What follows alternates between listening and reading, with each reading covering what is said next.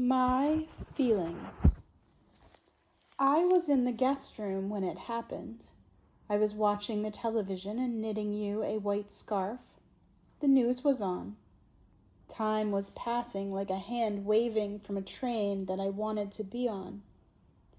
You'd only just left for school, and I was already waiting for you. I hope you never think about anything as much as I think about you. I remember they were interviewing the father of a missing girl. I remember his eyebrows. I remember his sadly, cleanly shaven face. Do you still believe that she will be found alive? I do. Sometimes I was looking at the television. Sometimes I was looking at my hands knitting your scarf. Sometimes out the window, at your window. Are there any new leads in the case? Not to my knowledge. But you continue to believe. Yes. What would it take for you to give up? Why was it necessary to torture him?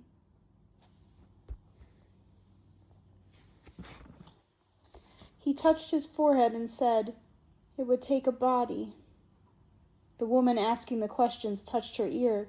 She said, "I am sorry, 1 second." She said, "Something has happened in New York." The father of the missing girl touched his chest and looked past the camera. At his wife? At someone he didn't know? At something he wanted to see? Maybe it sounds strange, but I didn't feel anything when they showed the burning building. I wasn't even surprised. I kept knitting for you, and I kept thinking about the father of the missing girl. He kept believing. Smoke kept pouring from a hole in the building. Black smoke. I remember the worst storm of my childhood. From my window, I saw the books pulled from my father's shelves. They flew. A tree that was older than any person tipped away from our house. But it could have been the other way. When the second plane hit, the woman who was giving the news started to scream. A ball of fire rolled out of the building and up. 1 million pieces of paper filled the sky. They stayed there like a ring around the building, like the rings of Saturn, the rings of coffee staining my father's desk, the ring Thomas told me he didn't need. I told him he wasn't the only one who needed. The next morning, my father had us carve our names into the stump of the tree that fell away from our house. We were giving thanks. Your mother called. Are you watching the news? Yes. Have you heard from Thomas? No. I haven't heard from him either. I'm worried. Why are you worried? I told you I haven't heard from him. But he's at the store. He had a meeting in that building and I haven't heard from him. I turned my head and I thought I would vomit. I dropped the phone, ran to the toilet, and vomited. I wouldn't ruin the rug. That's who I am. I called your mother back. She told me you were at home. She had just spoken to you. I told her I would go over and watch you. Don't let him see the news. Okay. If he asks anything, just let him know that it will be okay. I told her. It will be okay. She said, the subways are a mess. I'm going to walk home. I should be there in an hour. She said, I love you. She had been married to your father for 12 years.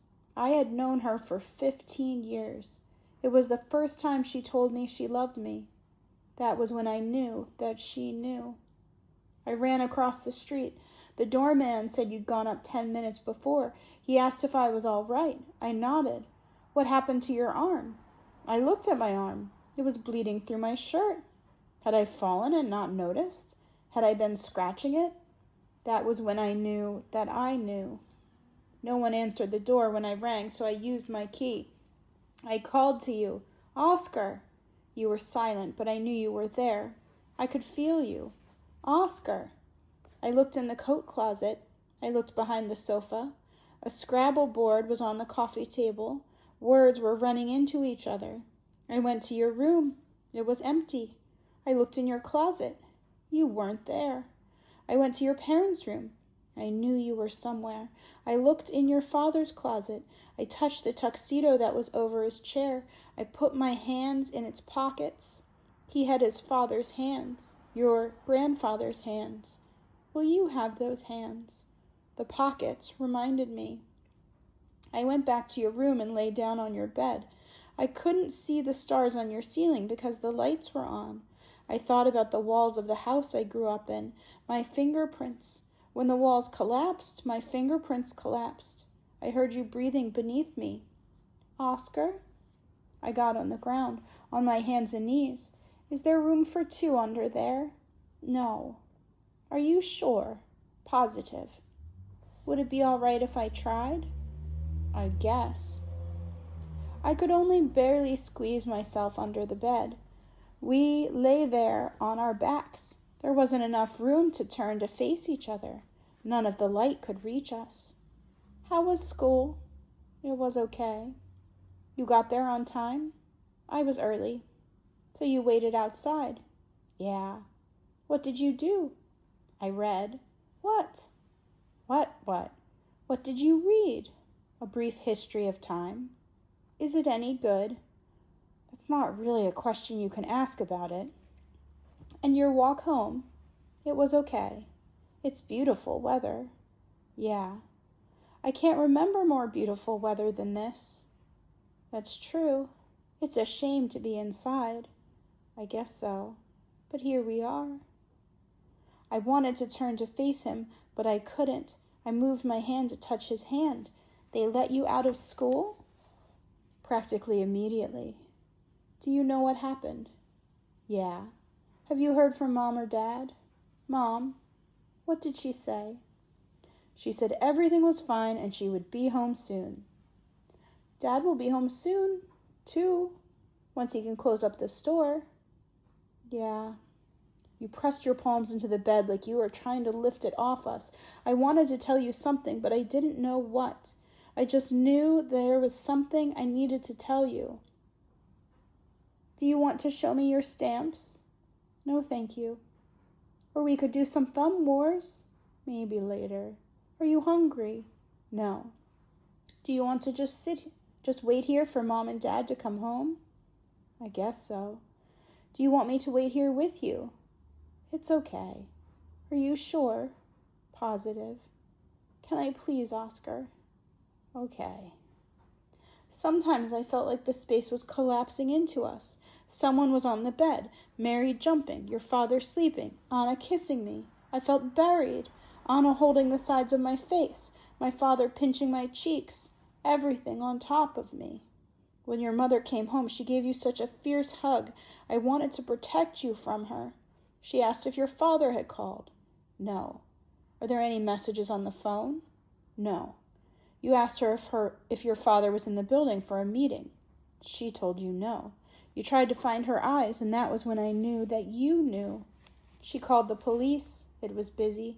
She called again. It was busy. She kept calling. When it wasn't busy, she asked to speak to someone. There was no one to speak to. You went to the bathroom.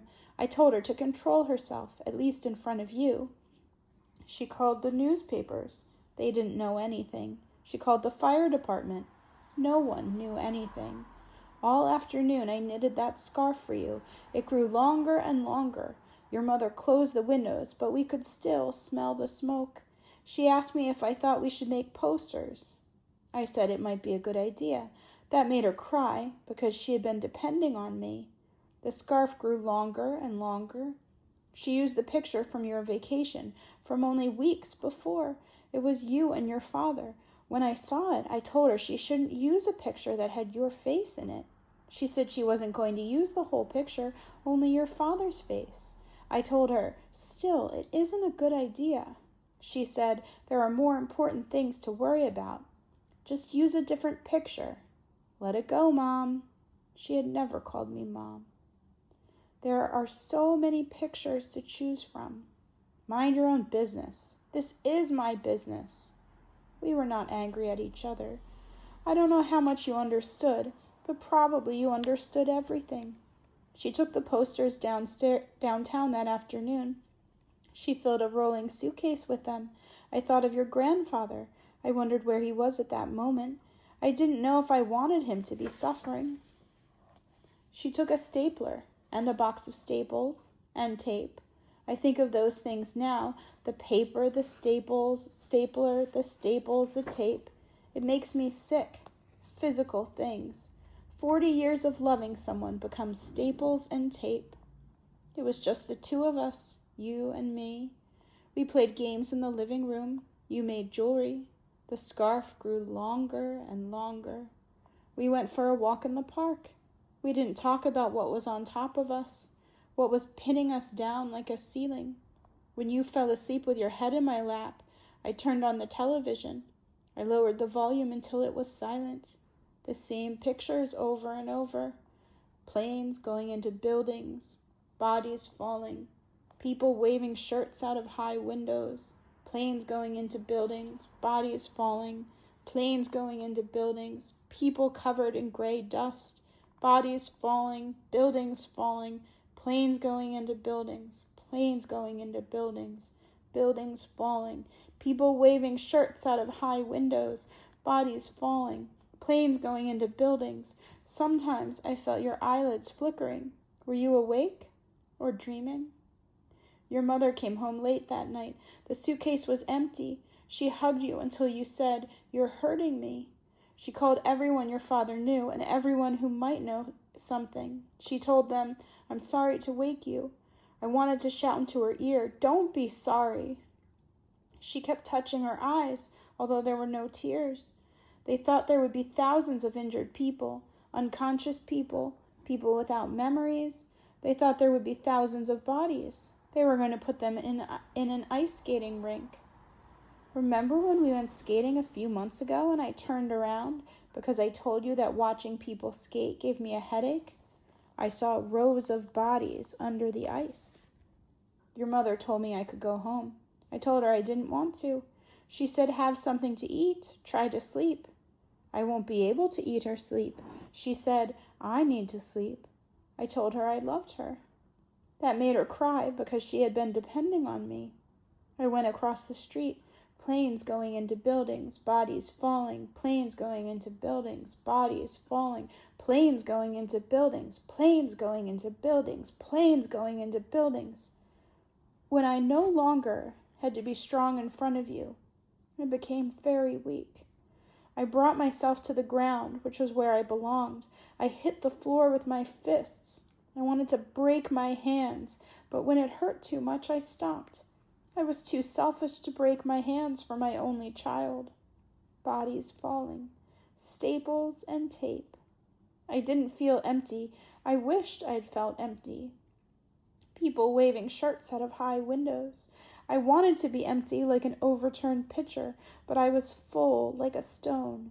Planes going into buildings. I had to go to the bathroom. I didn't want to get up. I wanted to lie in my own waste, which is what I deserved.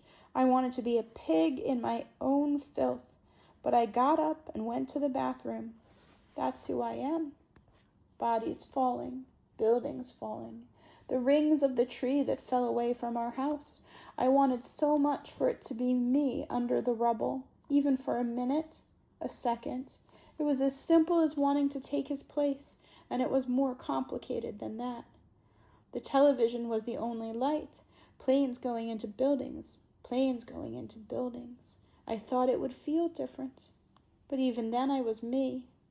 Oscar, I'm remembering you on stage in front of all those strangers. I wanted to say to them, "He's mine."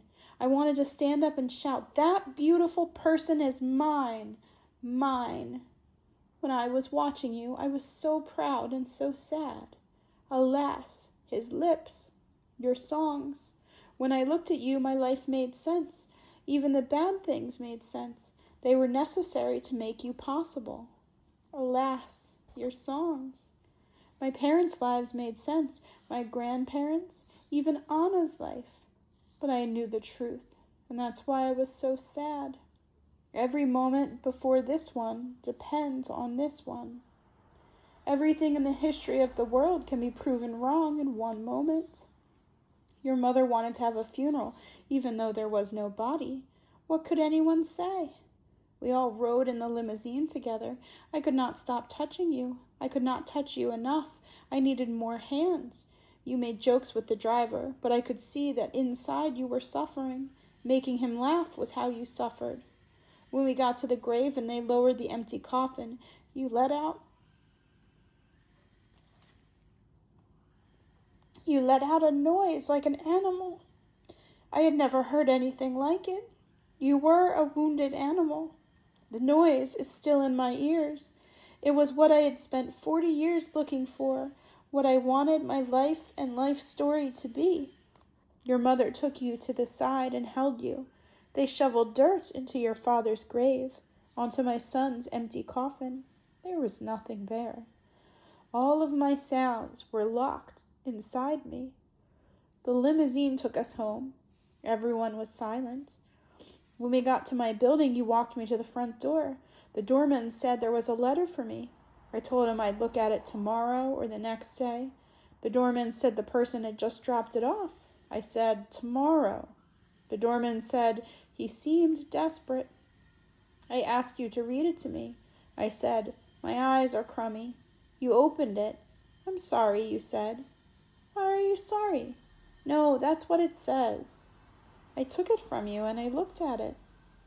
When your grandfather left me 40 years ago, I erased all of his writing. I washed the words from the mirrors and the floors. I painted over the walls. I cleaned the shower curtains. I even refinished the floors.